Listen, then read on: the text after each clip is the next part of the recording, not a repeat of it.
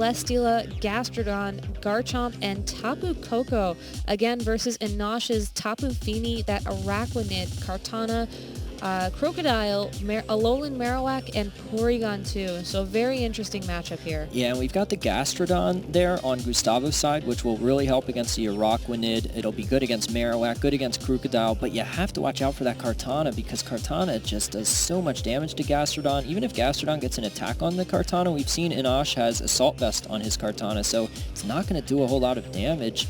So Enosh certainly has ways to play around that Gastrodon. The Muck is also another dangerous Pokemon because it can knock off Porygon's Eviolite. It's certainly strong against Marowak.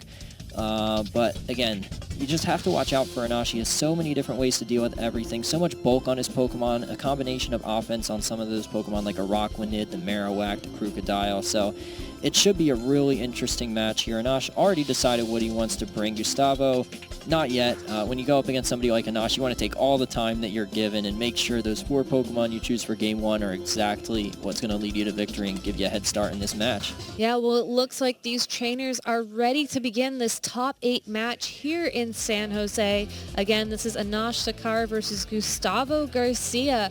Both these trainers are ready to battle. Excited to see which Pokemon they decide to send out against each other. And here are the leads: Garchomp and Tapu Koko on Gustavo's side of the field versus Enosh's Crocodile and Porygon 2, getting that Intimidate off on that Garchomp, excuse me, right away. Yes, this is a good start for Enosh because Porygon with Ice Beam threatens the Garchomp. Crocodile, of course, threatens Tapu Koko, though it does have to watch out for Dazzling Gleam. Yeah, we've seen a few Tapu Koko today bring that Dazzling Gleam, and Enosh is certainly one of the players that if there is the option to play defensively, he will. So I don't know if we'll see that Crocodile stick around for much longer. Yeah, I don't either, just because it is a little risky if it gets double targeted by both the Dazzling Gleam from Tapu Koko and then something from Garchomp. We might see Enosh just try and get up Trick Room here because, you know, his team is slower, especially when compared to Tapu Koko and Garchomp. So this would be a good chance to get Trick Room up, or just go for the Ice Beam on the Garchomp. We see Gustavo switch out his Tapu Koko in favor of the Celesteela. Garchomp switching out as well, sending in that Muck. So if Gustavo could have possibly predicted a Trick Room setup here, but Enosh, it looks like we're seeing a ground-type Z-move. That Tectonic Rage is going to send one of the Pokemon on Gustavo's side of the field into the core of the Earth, but that Celesteela is a Flying-type Pokemon, so it is not effective at all. Ice Beam targeting that Muck and dealing a little bit of chip damage. Yeah, we've seen a lot of freezes on Mucks today from Ice Beam, but not that turn, and Gustavo making a really nice switch in there, bringing Celesteela in on that ground Z move, just doing nothing. And you know, with how powerful Z moves are, it really hurts to lose your Z move that early in the match and getting nothing in return. Yeah, Muck protecting this turn, possibly wanting to see how Enosh is going to respond. Crocodile using that Earthquake, not going to deal any damage to Celesteela because, it is that flying type. Unfortunately, Porygon 2 is the only Pokemon on the field who's going to take damage from that attack. Celesteela also using Leech Seed against that Porygon 2. So not a great turn for it at all, especially since it Ice Beamed that Muck straight into the Protect.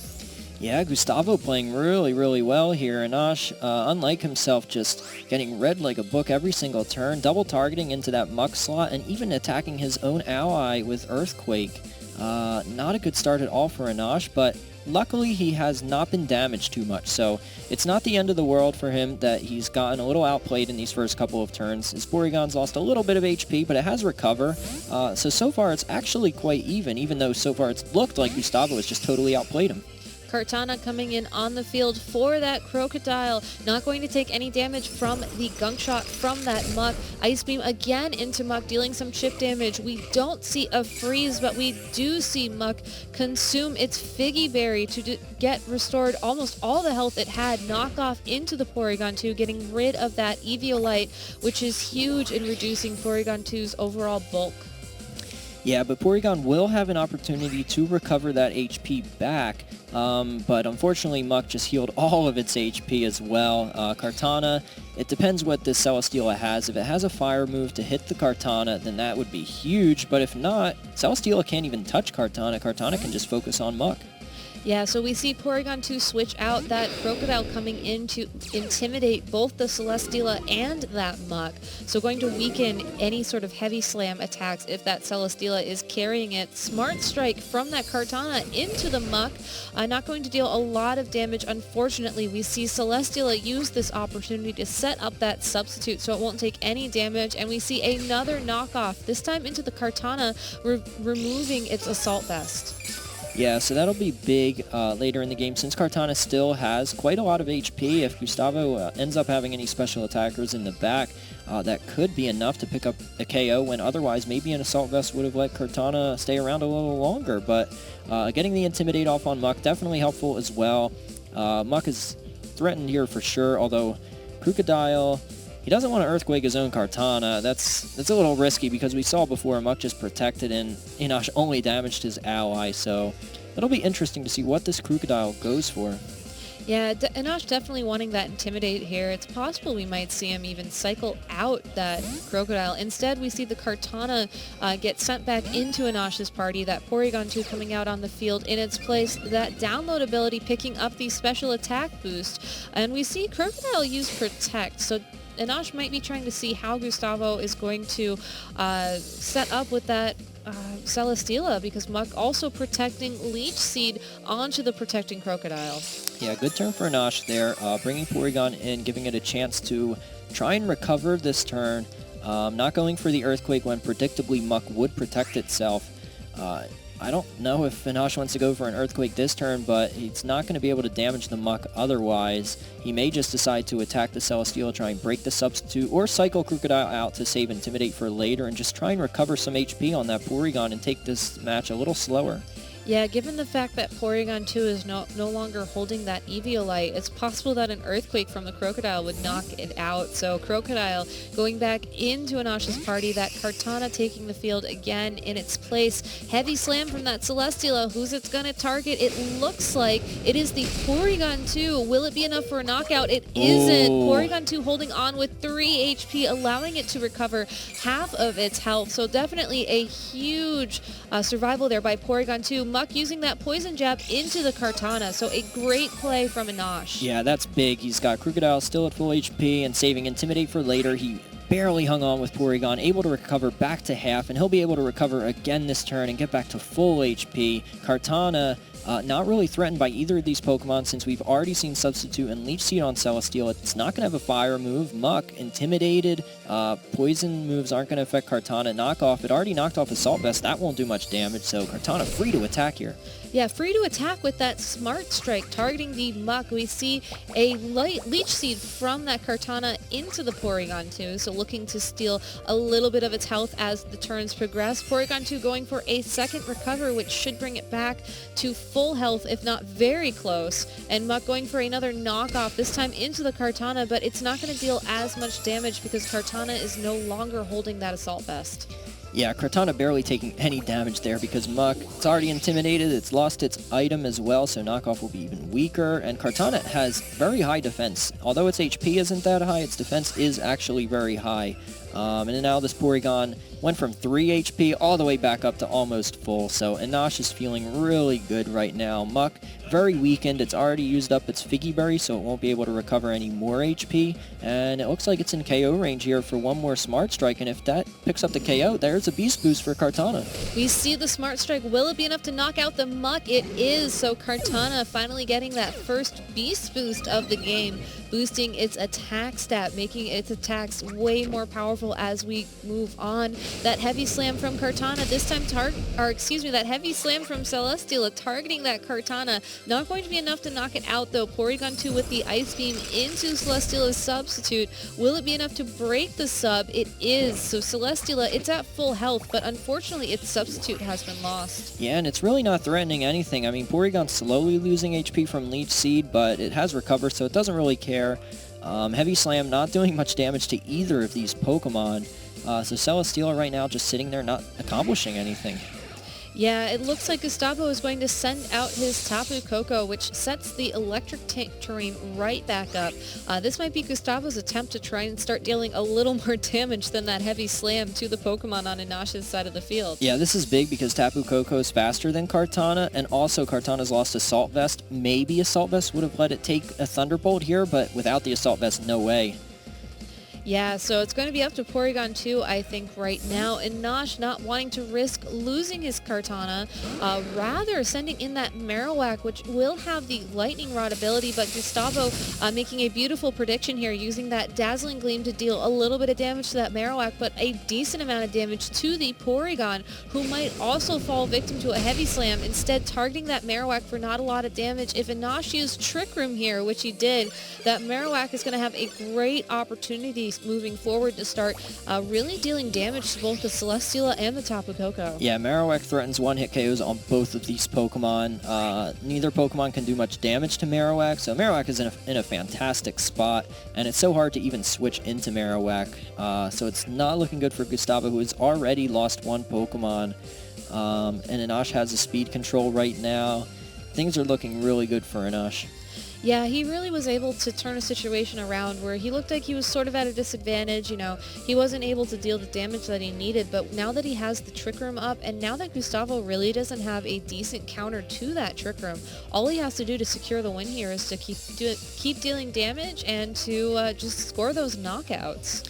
Yeah, and Porygon can even recover its HP all the way back this turn as well. Yeah, if he did use Recover, it'll certainly take advantage of the Protect that Celesteela just used. Marowak's Flare Blitz into the Tapu Koko and not the Celesteela. Aiming for that knockout, it does get it. Critical hit as well. Tapu Koko goes down, and if Porygon 2 recovers here, it'll be a beautiful turn by Inosh, essentially capitalizing, predicting that Protect on the Celesteela, knocking out that Tapu Koko, and bringing Gustavo down to what I believe is his last two Pokemon. Yeah, so since Celesteela just protected and Gustavo's only down to two Pokemon, he can't switch it out. Protect has a lower chance of working, so Marowak can now pick up a KO on Celesteela this turn, and Porygon's got Ice Beam for this Garchomp, so it's looking really, really good for Inosh. Yeah, looking amazing for Inosh here. He was able, again, to really, he identified that Muck, I think, as the biggest threat on the field, got rid of it, and then just started chipping away at the Pokemon that remain. Yeah, and if you look back to the earlier turns when Inosh was getting outplayed, he was able to minimize how much damage he was actually taking. He was getting outplayed, but Gustavo couldn't really capitalize on that. He was only able to get a little bit of damage off onto the Porygon, which it ended up recovering all the way back. So Inosh just, it takes so many turns of out-predicting him to really, get an edge. Yeah, Garchomp going for a Protect here, possibly trying to stall out the remainder of this Trick Room. Flare Blitz from that Marowak into the Celesteela. It is enough to get a knockout on it in one hit. Celesteela going down. Marowak taking a ton of recoil damage, but hanging on with just 3 HP. Porygon 2 Ice Beam into the protecting Garchomp, and Trick Room still remaining up on the field. Yeah, there's not really a win condition here for Gustavo, unfortunately. You'd need running Protects to stall out Trick Room, and then he'd need to get a critical hit on Porygon somehow, so it's not looking good for Gustavo here. It's not. We don't see the Garchomp Protect. Instead, the Marowak does, just in case this Ice Beam does not get the knockout on Garchomp, but it does. So Inosh taking the win against Gustavo in Game 1 of this top 8 match here in San Jose. If I were Gustavo right now, I'd definitely be rethinking my strategy moving forward into Game 2. Yeah, but it's tough to think what he can do to really adjust because, he brought a good selection of Pokemon there against Inosh, and if you remember the beginning of the battle, he was in good positions. It's just Inosh's team. It's so tough to take down these Pokemon. Kartana proved to be really bulky. Porygon 2, Gustavo focused a lot of energy on trying to target that down, but it just wasn't enough damage, and Porygon was able to heal it all back up and just put Gustavo's efforts to waste there. Yeah, it just goes to show you how amazing of a player Inosh is. You know, you see those accomplishments on the, the player slides that we showed before this match, but it's not really until you see him in battle, you can just see how his mind thinks. It seemed like almost he was 2, 3, maybe even 4 steps ahead of Gustavo for the entirety of that game. Yeah, it is interesting to note, though, Inosh did not bring either water type in the last game, so perhaps this is an opportunity for Gustavo to bring the Marowak because he was having trouble with the Kartana. Porygon, he wasn't able to do enough damage to it. Marowak known for doing a lot of damage to Porygon. It resists Ice Beam as well. Of course, it has to watch out for the Crocodile, and Intimidate will weaken Marowak, but... and then depending on how each Marowak is trained, or if it comes down to speed ties, perhaps Gustavo's Marowak would have an advantage there against Inosh, but that totally depends on how it's trained. But maybe Marowak is an adaptation he wants to make in Game 2. We'll have to see. You know, Inosh didn't take much time there to pick his Pokemon, so I think he's fairly confident about his approach. We see Gustavo start this match off with that Celesteela and Garchomp combo against Inosh's Porygon 2 and Crocodile. Once again being able to intimidate that Garchomp right off the bat, but this time it's the Celesteela that's out on the field. Yeah, Intimidate is good on both of these Pokemon because if Celesteela decides to sub up and get Leech Seeds off, its Heavy Slams won't be doing much damage, which proved key because we saw Porygon barely hang on from a Heavy Slam the last battle, so reducing Celesteela's attack certainly useful even though it's more of a stally Pokemon. And then Porygon getting that special attack boost, definitely a big deal because Porygon's Ice Beam will be doing even more damage. We saw it take out Garchomp in one hit in the last battle. It will certainly be doing that again here. So Inosh, he's just in a great spot again. Yeah, barring something like a flinch if that Garchomp on Gustavo's side of the field is carrying Rock Slide, I don't know if there's really anything Gustavo can do to stop Porygon 2 from using that Trick Room this turn. No, there's really not. There's not even a whole lot Gustavo can do damage-wise either, so... Garchomp going for a Protect, so it looks like Gustavo might be trying to wait out to see what Inosh decides to do. We see that Z move from that Crocodile, so it's either going to target the protecting Garchomp or the Celesteela, so unfortunately we will not see the Tectonic Rage again this game. Poor Crocodile just wants to... Oh, never mind. It looks like it's going right because it goes through the Protect because it is a Z move, so great play targeting that Garchomp. We see it like pummeling towards the Earth's core, so even though it wasn't able to protect itself fully, it did take some damage. It did not take as much damage as it would have if he had not used Protect that turn. Leech Seed from that Celesteela into the Crocodile, and we see Porygon 2 going for a Ice Beam into the Celesteela as well. No Trick Room quite yet from Inosh. Yeah, interesting first turn for Inosh there because we already know Porygon's Ice Beam would KO the Garchomp, so he doesn't need that damage onto Garchomp from the Tectonic Rage from Crocodile. He also doesn't really need that Ice Beam damage on Celesteela either because it'll just heal it up with Leech Seed and Leftovers Recovery, so it ended up being a neutral turn, and Inosh is still in a great spot here because both of Gustavo's Pokemon are intimidated and not really threatening a whole lot, but still, Inosh, I think, could have capitalized a little bit more on that lead or done things a little differently. Maybe he doesn't even want Trick Room up, though. Yeah, it's hard to say. We see the Crocodile use Protect this turn. Dragon Claw from that Garchomp targeting the protecting Crocodile. We see a second Leech Seed from that Celesteela into the Porygon 2. So Celesteela definitely going to be taking a lot of health and recovery at the end of this turn. Garchomp getting knocked out from that Ice Beam, though, thanks to a crit, but we did see that download boost. So I think that Garchomp was going to get knocked out either way.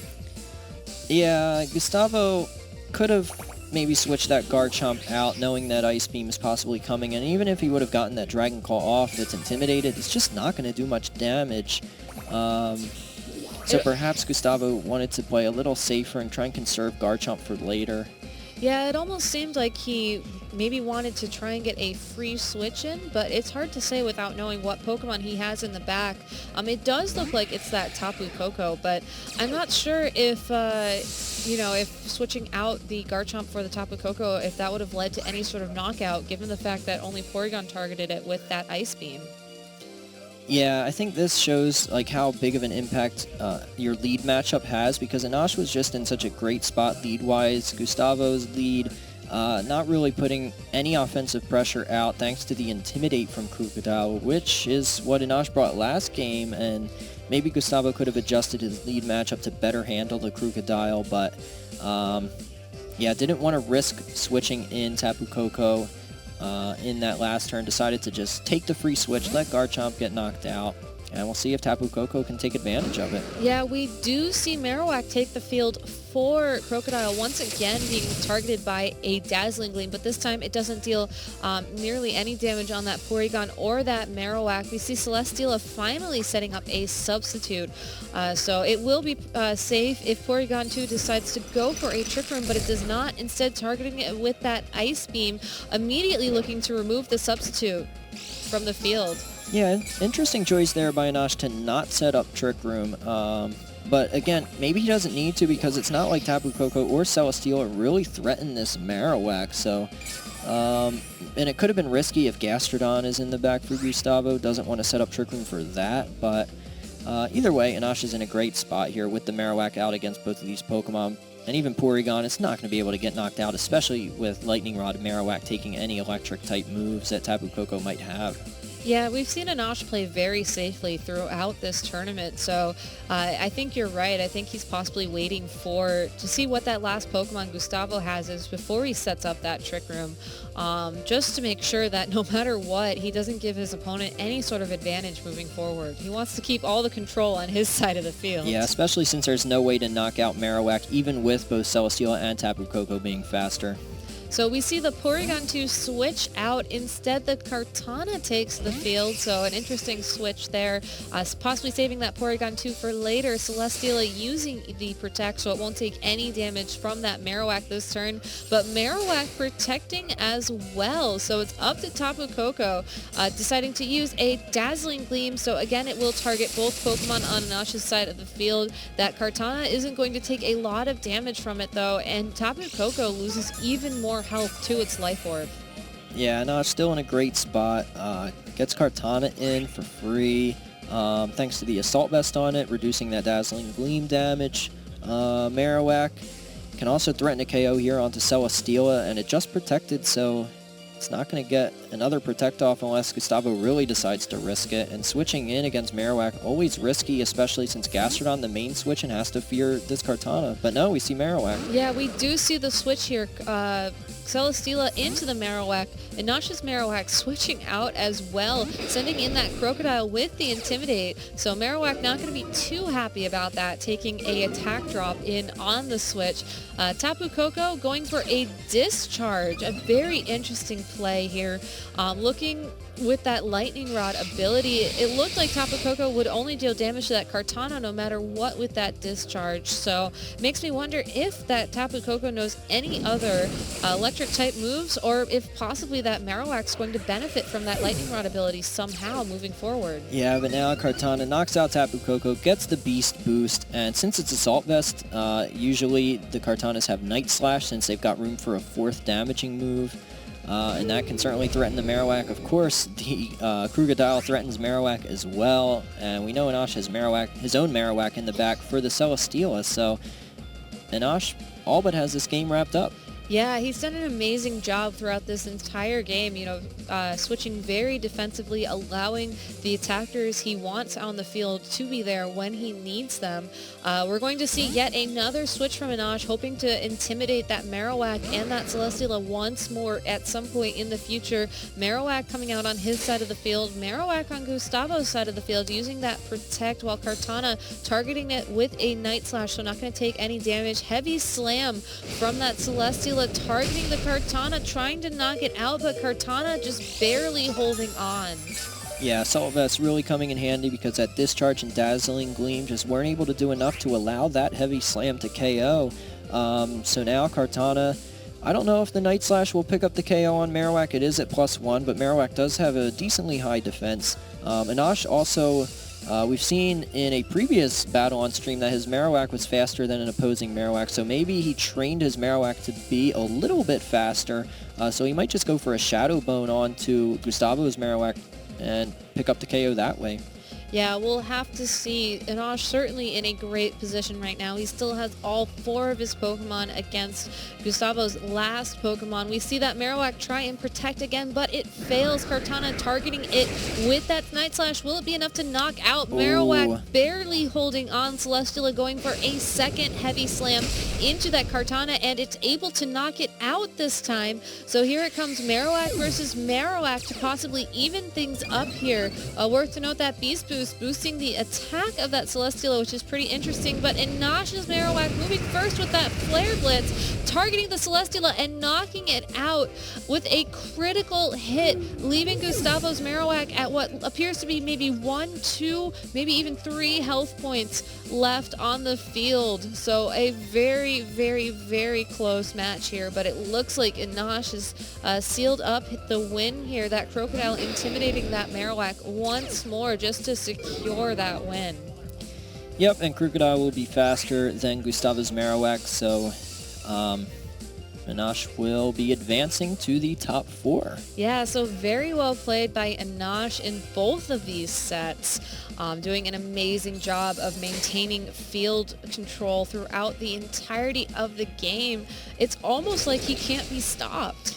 No, he's won every match pretty convincingly, and he's still undefeated in best of 3s throughout this tournament, so Enosh is looking like he may be the favorite to take this regional.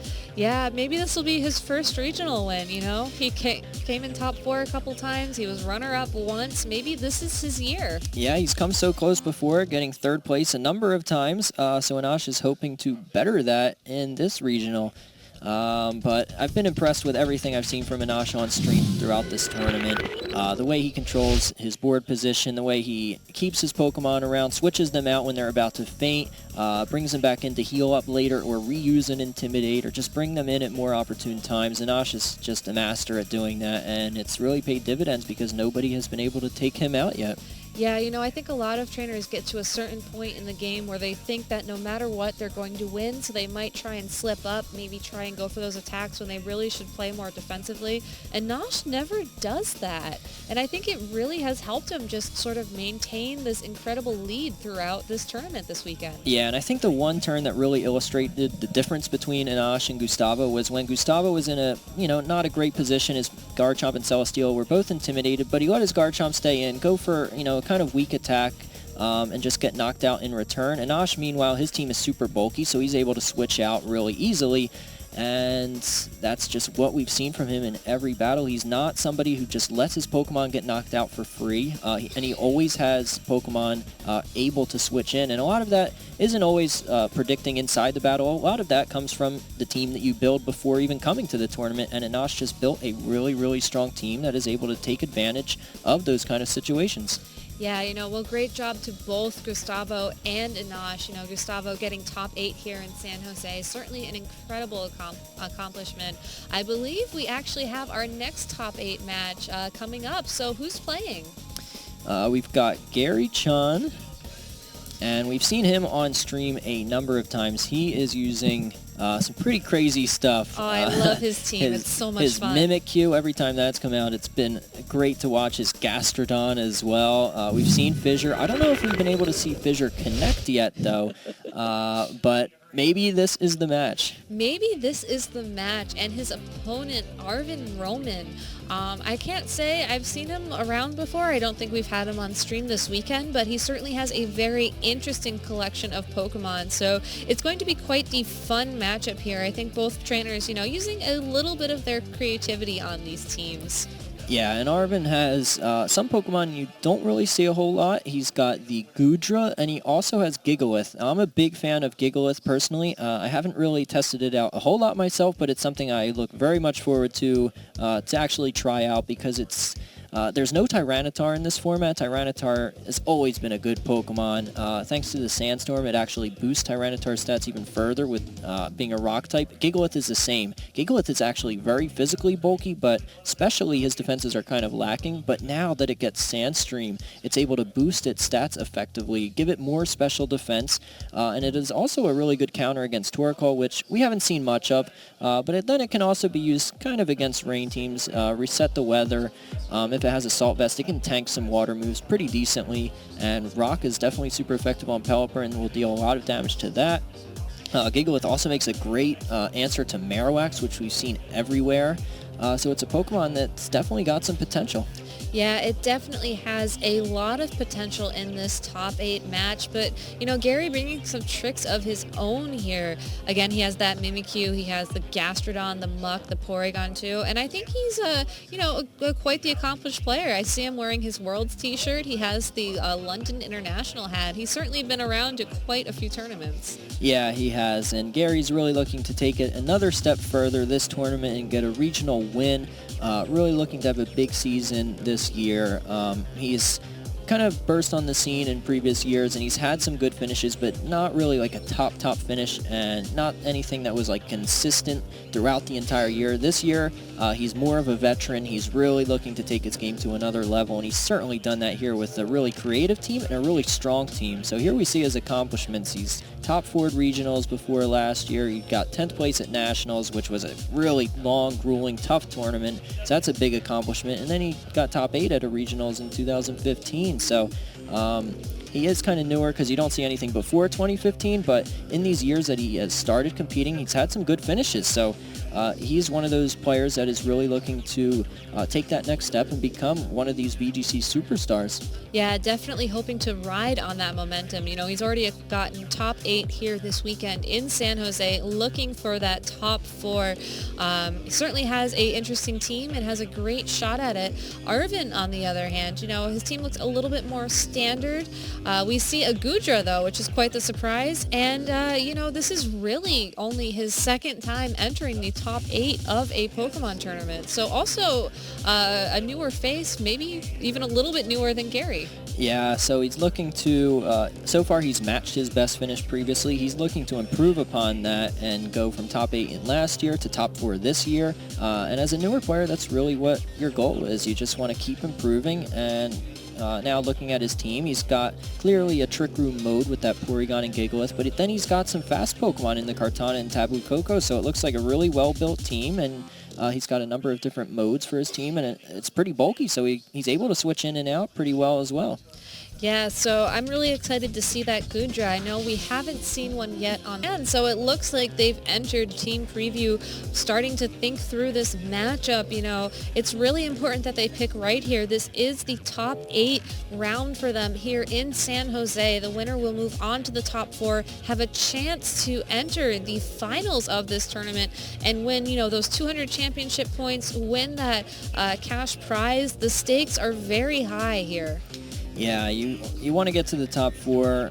There's a big championship boost in points every level you go up, so from top 16 then to top 8 then to top 4. So at the end of the day, these players want to qualify for Worlds. Both players do, and you really need a lot of championship points to be able to do that. So each player really wants this win, and then of course, for the prizes as well as their own pride, they want to make it even further. So it'll be really interesting to see how these teams match up, because there are some really interesting and uncommon Pokemon and moves and items on each team. Yeah, I think it's safe to say that both these trainers, when preparing for this tournament, did not expect to be seeing this kind of matchup going into the top 8. But here we go. Both trainers have selected their 4 Pokemon. They're ready to begin here. We see that Gary starts out with that Arcanine and Porygon 2 combo against Arvin's own Porygon 2 and that Kartana. So a great start for Gary.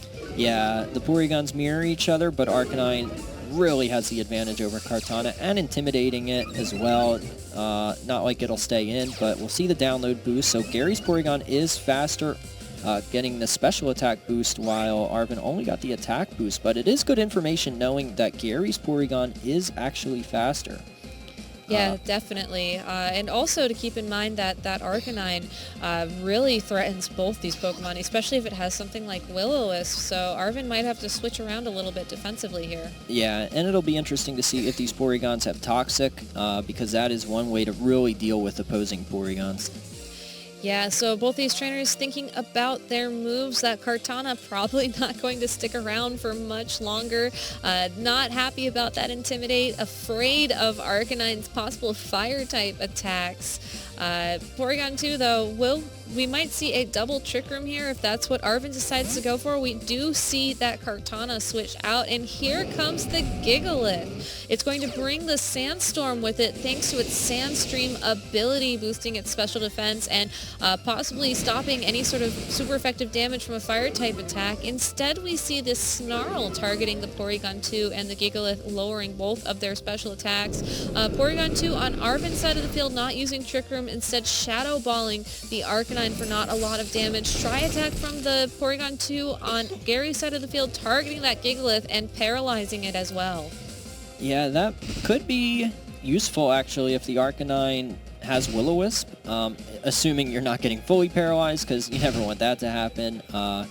But it was interesting to see the Snarl. Clearly, Gary was predicting a special attacker to come in, while also lowering Porygon 2's special attack. But a Will-O-Wisp might have been safer. It would have really nailed that Gigalith on the switch and really neutered what that is capable of doing. So, still not a bad turn for Gary. The Paralyze probably going to be more beneficial than not, simply because of that 25% chance that Gigalith has to not do anything. And it's looking like it's going to be around for a while, so odds are it will get fully paralyzed at some point. Although, if your Arcanine has a Will-O-Wisp, you hate seeing that paralysis. Yeah, and good information for Gary, knowing that the Porygon 2 has that Shadow Ball. If he decides to send in Mimikyu, then it'll definitely be an advantage for him. Instead, we see Arcanine switch out for Gastrodon. Porygon 2 using a second Tri-Attack, this time targeting the Porygon 2 on Arven's side of the field. We see Gigalith go for a Earthquake, so going to deal damage to all the Pokemon on the field. Gastrodon taking the most damage thanks to a critical hit. We see Porygon 2 on Arven's side of the field also use this opportunity to set up Trick Room. Yeah, so Gigalith still the slowest on the field, meaning it'll be the fastest in Trick Room. However, it's not liking staring down a Gastrodon there, although it did get the critical hit Earthquake, which is definitely a good thing. But it'll be interesting to see, because that Gigalith didn't go for a Rock Slide. You would expect it to go for a Rock Slide against a Porygon and Arcanine rather than an Earthquake damaging your own ally. So maybe it is the Rock Z-move variant, and it goes for Stone Edge instead of Rock Slide, which we see right there. Yeah, Stone Edge into the Porygon 2, going to bring it down to below half health. Gastrodon using its Recover to regain all of the damage from that Earthquake. We see a Recover as well on the Porygon 2 on Arven's side of the field, so not afraid of taking damage from any sort of Earthquakes that Gigalith can send out. Ice Beam from that Porygon 2, getting a critical hit on that Gigalith, dealing a massive amount of damage. Yeah, so a really good turn there for Gary, getting a lot of damage onto that Gigalith, which won't be able to recover it back, while his own Porygon may be able to recover its HP if it's carrying that, and we saw his Gastrodon recover all of its HP, so a really good turn for Gary there, and Gastrodon still doesn't care about the Gigalith, but it will be interesting to see if Gigalith has that Rock Z-move to try and KO Gary's Porygon. And there it is. There is the Goodra coming in on the field for Arven's Porygon 2. Gary switching out his Porygon 2 as well, sending in his Muck in that slot. So if Arven used an Earthquake here, that might not be the best thing. Instead, we see a Z-move. It appears to be the Rock-type Z-move, I believe, that Rockium Z coming into effect. Gigalith getting ready to release its full Force Z move, that Continental Crush, jumping up into the air, forming a giant rock around it, and looking to absolutely crush that Muck, dealing a significant amount of damage, bringing it down into the red. Gastrodon using Scald on that Gigalith, trying to pick up that knockout, but missing it by 9 HP, and Muck, thanks to that Sandstorm, is barely holding on at this point. Yeah, and there we see why Sandstream makes Gigalith so, just so good, because its special defense just becomes so high. We saw that super effective Scald not even doing that much to it. So Gigalith really bulky, dealing a lot of damage with that Rock-type Z-move onto Muck. And Goodra, if it has a Grass move, which a lot of times we do see, like a Power Whip on it, it threatens a KO on Gastrodon. So now Arven's actually in a really good spot. Yeah, Arvin really taking advantage of that Trick Room and using it to his, advantage to try and deal tons of damage onto Gary's Pokemon. If Gary can sort of keep stalling out the Trick Room, he might have a chance of turning things around, but, there's still some turns left here, and I'm not sure if he's going to be able to do it. Gudra not attacking, interestingly enough, sending in the Porygon 2 in its place. Porygon 2 gets a second attempt at that download, but again gets that attack boost. We see Muck go for a Protect right now, so not going to take any damage from that Earthquake this turn. Earthquake will damage the Gastrodon and the Porygon 2 though this turn. We'll have to see if we see another crit on any of these Pokemon. We do not. Gastrodon using that Scald to possibly finally pick up the knockout on that Gigalith. Yeah, so good turn for Gary there, protecting his Muck from the Earthquake, although Sand still ticking up. Nope, Sand is over, so Muck will get to start healing its HP slowly. Arvin, the Gudra switch out was a little interesting because I don't know if that's a tell that it doesn't have a grass move, so maybe Gary's feeling more confident with his Gastrodon in against the Gudra. Yeah, so it'll be interesting to see what this Gudra has. Yeah, it's almost as if he didn't want Gudra to take damage from that Earthquake, but Gudra is such a bulky Pokemon, especially if it is carrying that Assault Vest like you mentioned earlier. I would think that that wouldn't be an issue and that knocking out the Gastrodon would be the bigger priority moving forward. And I can understand Gigalith not wanting to Stone Edge the Muck, but usually Gigalith have Heavy Slam as well, and that should pick up the KO on Muck from that range. So he could have just gone for a Heavy Slam on Muck and a Power Whip onto Gastrodon. Of course, that's assuming that he has those moves on those two Pokemon. Yeah, we see Gastrodon try and use the Fissure to knock out that Porygon 2. Unfortunately, it will not connect. Ice Beam onto the Muck, missing the knockout. Muck using that knockoff to target that Gudra, revealing the Assault Vest. And we do see a Power Whip on Gudra targeting that Gastrodon, and it does knock it out. So it's a turn later, but that Gastrodon still goes down. Yeah, luckily that Fissure missed, though, because that would have been really, really bad for Arvin. Yeah, unfortunately, maybe we'll see one finally connect in Game 2 or possibly Game 3 of this matchup. Yeah, I don't know if we've seen Fissure connect yet, but at some point we have to see it. I want to see what its animation looks like, because I bet that looks cool. I bet it does. We see that Gary sends in his own Porygon 2 out on the field. It goes for a download, and it does not get the special attack boost this time around. Yeah, and now Arvin's got two really healthy Pokemon against two not very healthy Pokemon. And we saw Knockoff just, do just over half to Gudra, but now that it doesn't have an item, another Knockout shouldn't pick up the KO, so it will take two attacks to knock out this Gudra, giving Porygon more room to do some damage. Yeah, and Porygon 2 on Arvin's side of the field, not really threatened by anything right now. That Muck could try and knock off the Eviolite to ensure that it's not very bulky moving forward, but we're going to see Muck instead switch out, and the Arcanine returns to the field in its place. So that Intimidate possibly helping against that Gudra, who did reveal Power Whip, so it's possible that it is a physical Pokemon, though that's not very common. Instead, we see that Gudra go for a Dragon Pulse, targeting that Porygon 2. Is it enough to knock it out? It is not, just barely missing. Porygon 2 targeting Porygon 2 with that Ice Beam for the knockout on Gary's side of the field, though. That's big because Gary's Porygon, it's now fainted instead of just recovering all that HP back, because we saw how little damage Gudra and Porygon were able to do to it. So if Gary's Porygon was able to recover there, this would have been a totally different battle, but now Arvin is looking really good to take this game.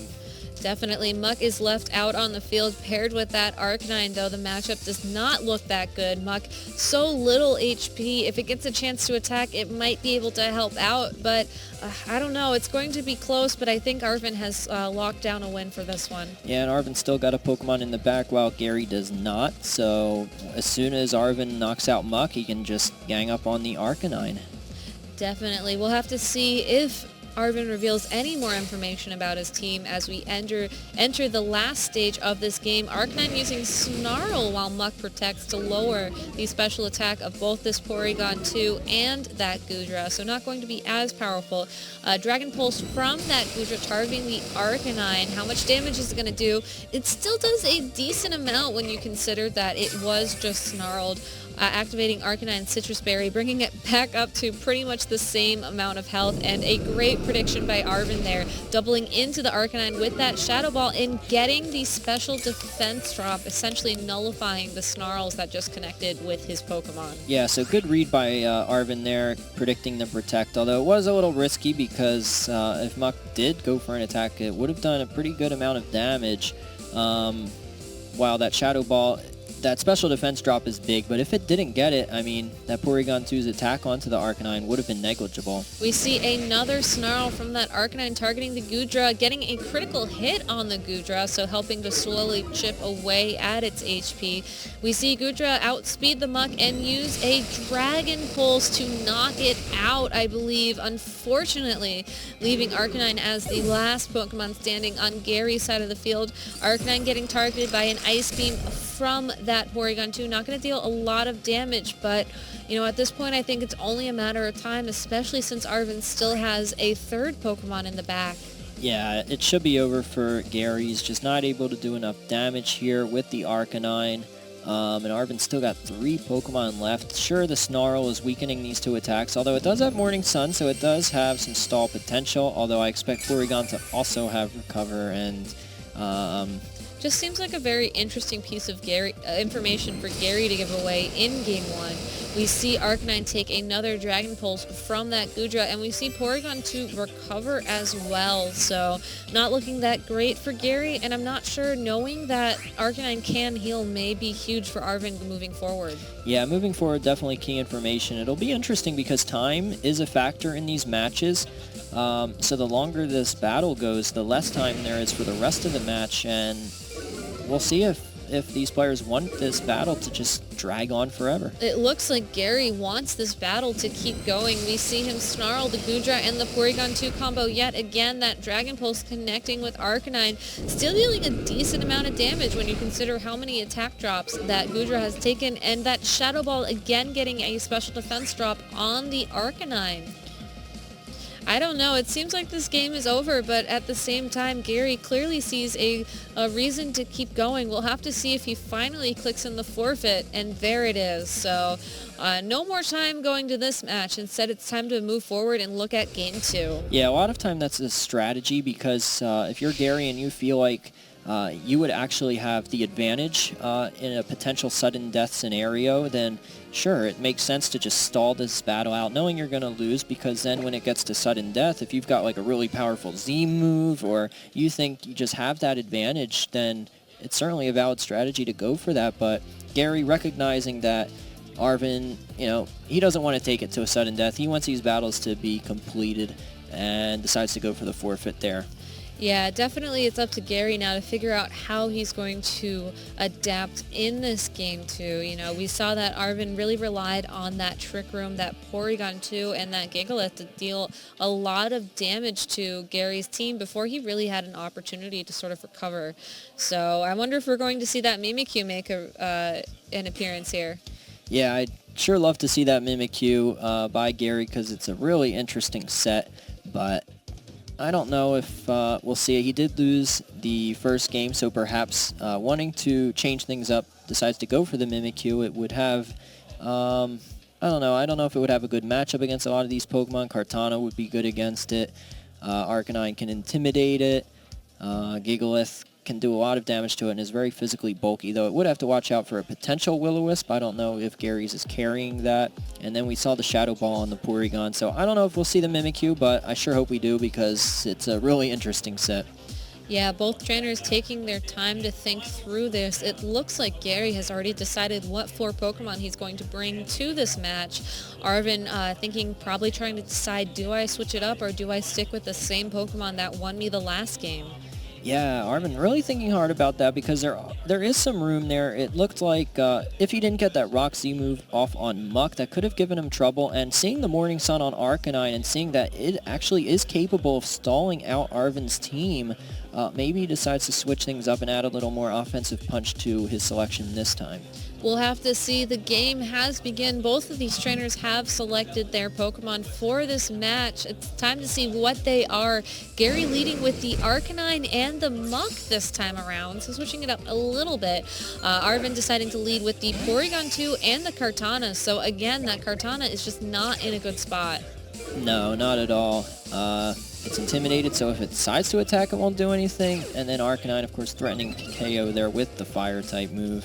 And Porygon 2 missing the special attack boost from that download, unfortunately. Yeah, so Porygon not going to be able to do much damage here to Gary's Pokemon, and Muck threatens a knockoff onto the Porygon. Arcanine's threatening Kartana, so Gary's in a great spot here. It'll be interesting to see what Arvin does to adjust. Does he try and set up Trick Room with Porygon and then switch Kartana out for Gigalith? Because then Earthquake threatens a lot of damage onto both Arcanine and Muck. And Arvin would then have the speed advantage, so that's a potential option. But again, if Arcanine has Will-O-Wisp, which we're still not sure if it does or not, that would really weaken Gigalith's capabilities of sweeping, and we saw just how much damage it did to Muck in the previous match with that Rock Z move.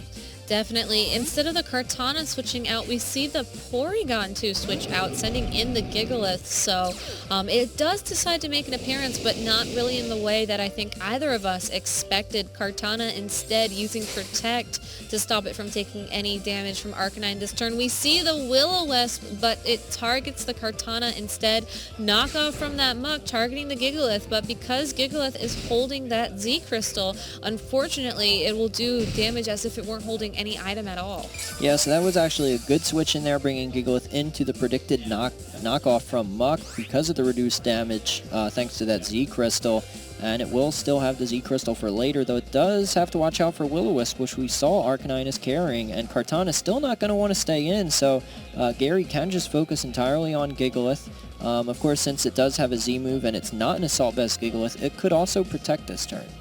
Yeah, we'll have to see what Arvin is thinking. You know, making a switch like that, I would have hoped that he had a plan for this Kartana in mind. You know, you certainly don't want to leave such a powerful attacker out on the field, but Arcanine instead going away, Gastrodon being sent out on the field in its place. If Kartana decides to stay in and use Smart Strike on that Muck, certainly a great read from Arvin there. Muck using its knockoff to target that Kartana and remove its Focus Sash, actually. So we now know the item on that Kartana, and we see the Z move from that Gigalith. Again, the Rockium Z taking effect, going to deal a massive amount of damage this time around. That Continental Crush, who's it's going to target? It looks like Gigalith is getting ready to attack and possibly crush the Gastrodon with that giant rock, just decimating its health. But wow, you know, dealing half damage despite being resisted is a great sort of play by that Gigalith. Yeah, unfortunately though, whether Gastrodon's at full HP or half HP, this Kartana threatens a knockout with that Leaf Blade, so it would have been better off targeting the Muck, but it's hard to predict Arcanine to switch out of a Kartana and go into a Gastrodon against it, so I'm sure Arvin was expecting to get that move off onto the Arcanine, and that's why he kept his Kartana in. Yeah, and I think that's why Gary has been doing so well in these tournaments. You know, he's been making these kind of reads where he's not thinking about the turn in front of him. He's thinking a couple turns ahead and realizing that, you know, that Arcanine is going to come in handy later. It's best that he keeps it for now and sends in that Gastrodon to sort of take damage in its place. Yeah, it'll be interesting to see if Gigalith goes for the Earthquake this turn in case Arcanine decides to come back in and just to hit Muck pretty hard. I don't know if we're going to see the Earthquake. We do see Gastrodon use Protect. We see a second Smart Strike from that Kartana into the Muck, going to bring it down into the yellow. Muck going for Minimize, which we have seen Gary use in the past. So going to raise its evasiveness by 2 stages, but that Stone Edge still connects and picks up the knockout. So a very lucky play there by Arvin. You know, Stone Edge is not the most accurate move in the world, but getting that knockout despite the Minimize there is exactly what he needed from that turn. Yeah, that was key, doubling into that Muck there, expecting Gastrodon to either protect or switch out because no Gastrodon wants to face a Kartana and just feint to Leaf Blade, giving it a beast boost. So now Arvin's in a great spot here. Gastrodon just protected last turn, so it either has to switch out or get KO'd, and if it switches out, that's an easy read to then target that slot with the Gigalith, because Gigalith will deal a lot of damage to Arcanine. Yeah, we do see that switch out, the Intimidate from the Arcanine, targeting both that Gigalith and the Kartana, so going to weaken that attack a little bit, but it might not be enough. Leaf Blade from the Kartana into Arcanine, not dealing any damage at all. That Porygon 2 using the Ice Beam to target that Kartana as well, and it knocks it out. It's coming down to this Gigalith. If it targeted that Arcanine with the Stone Edge and it connects, it does, and it misses the knockout by just a little bit. Arcanine using this opportunity to recover its HP thanks to that Citrus Berry. Yeah, Arcanine really bulky, and then Intimidate coming into play. Really useful in helping Arcanine take that Stone Edge, but its health is not the greatest here. Sand is up, so it's going to be losing a little bit after each turn. Morning Sun won't heal as much, and Gigalith still threatening a KO onto that slot. Arven does have to watch out for the Gastrodon in the back since he's already lost his Kartana, and Gigalith isn't really very good against Gastrodon, so does still have to watch out for that Gastrodon, and Porygon still at full HP, and that is capable of stalling, but we see the Goodra. So Arven saving the Goodra in the back. We did see that Power Whip that allows him to threaten that Gastrodon. So if Arven, maintains this advantage that he has right now, he could be going on to the top 4. Yeah, he's certainly looking like he will be, because Goodra not going to be taking much damage from any of Gary's remaining Pokemon. Threatens a knockout onto Arcanine with Dragon Pulse, threatens the Power Whip onto Gastrodon, and then Porygon, yeah, can recover stall, but against multiple Pokemon still remaining on Arven's side, it might not be able to stall Arven out. Yeah, especially if it's not carrying something like that Toxic that we've seen on several other Porygons throughout this tournament. Being able to recover health is great, but if you can't deal damage while you're recovering, unfortunately, you're just dragging out the game. Goodra switching out, not wanting to take damage, maybe wanting to save it for later for that Gastrodon. Instead, we see the Porygon 2 take the field, missing the special attack boost with that download. Will-O-Wisp into that Gigalith, so unfortunately it's now burned and intimidated, so it won't be dealing as much damage. Ice Beam into the Porygon 2 from Porygon 2 on Gary's side of the field, and there's that Stone Edge once again, but this time it does get the knockout onto Arcanine. Yeah, so great spot now for Arven. Gets Gary down to 2 remaining Pokemon, just has to knock out that Gastrodon, and it's not going to matter if Gastrodon is full HP or half, because that Goodra will be able to take it out, so even if it goes for a recover here, it's not going to help a whole lot.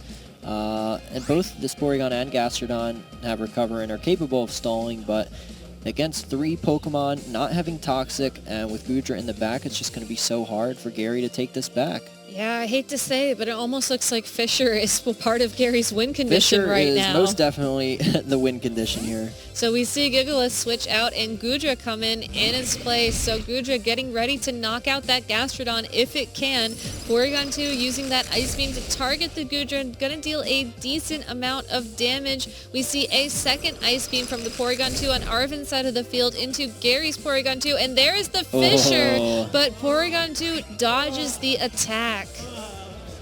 Really clutch by Porygon.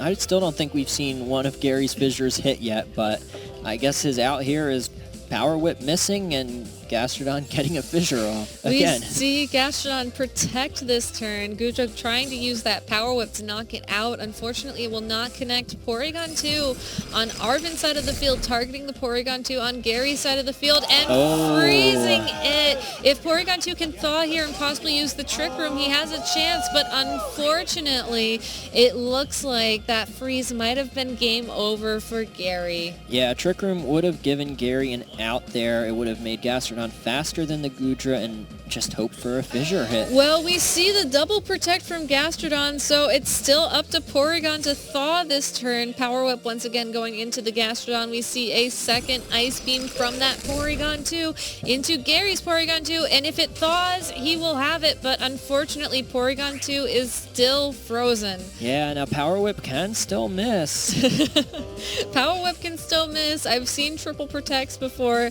You know, if Pokemon's going to do something crazy, this is certainly the stage to do it on, but Power Whip will connect with that Gastrodon, pick up the knockout, And Gary is now out of attackers, unfortunately. So we will see the Ice Beam target the Porygon 2, deal again a little bit of damage. Porygon 2 remains frozen on the field, and it looks like Arvin is moving on to the top 4 here in San Jose, so very well played. Unfortunately for Gary, he got a little bit unlucky with the freeze. I hate to say it, but that seems like a trend.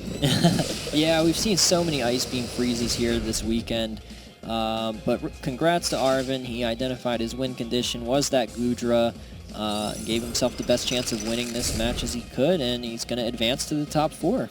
Yeah, so Porygon 2 trying to thaw, maybe just, just to see if it could happen, but unfortunately it does not. Goodra will move first this turn with that Dragon Pulse, and if it does as much damage as it did last turn, it will knock out that Porygon, and there it is. Unfortunately, Gary has been knocked out of this top 8, and Arvin moving on to the top 4, so very well played by Arvin. That Goodra really doing a lot of work and allowing him to stop that Fisher Gastrodon on Gary's side of the field. Yeah, it really did, and Arvin already improving upon his best finish to date at a regional, so really well played by him. It was definitely, both players had pretty bulky Pokemon, a lot of recovery